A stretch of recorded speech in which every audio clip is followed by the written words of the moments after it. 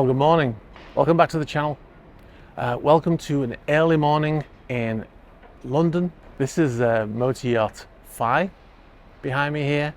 This is a brand new super yacht that was launched in 2021. 58 meters, about 500 gross tons. It's a small super yacht, which sounds funny. I know, especially new viewers that come and see this thing and they say, well, that's small. But in comparison to many of the vessels featured on my channel, this is a small super yacht. The reason why we're here today is because this vessel has been here since the end of March, and it's been arrested by the UK government, and it's been here ever since. And the Transport Minister, Grant Shapps, had this vessel arrested. They said they identified that it was Russian owned on the 12th of March. It was arrested on, I think, the 28th or the 29th of March.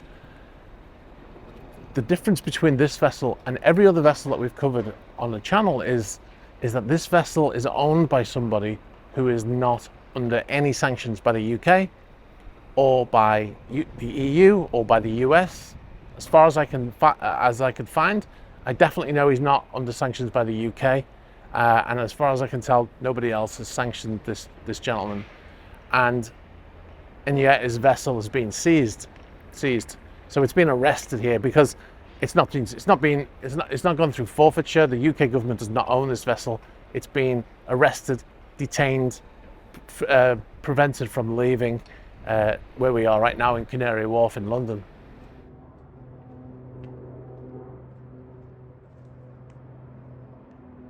To get out of this area, there's a road bridge that has to be raised, so the vessel can't leave without that road bridge, without it being raised. So apparently on the day of the scheduled departure of the vessel, the road bridge was broken, and they couldn't open the bridge.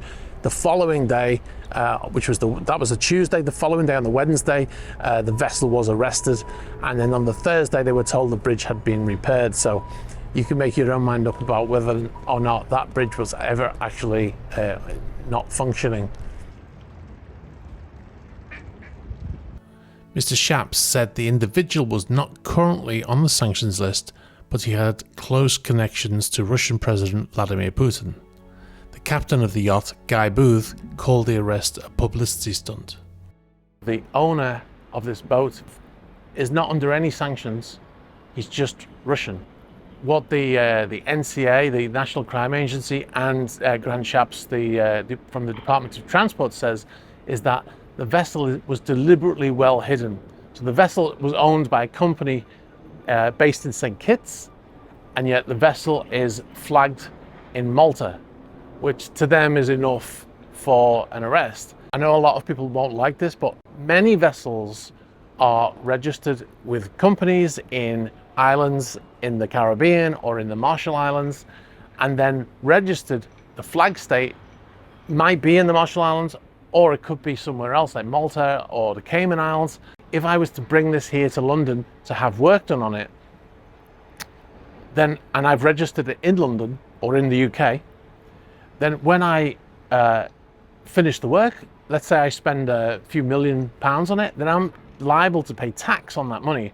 If I register this in the Cayman Islands, then as long as I leave London within 60 days of the work being completed, I'm not liable to pay tax on that vessel. And that's the reason why most vessels are registered out of Europe, because most of the refit work is done in Europe, right?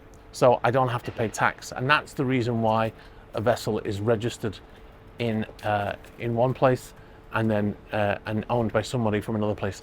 Now, that doesn't mean he's a criminal. It means, it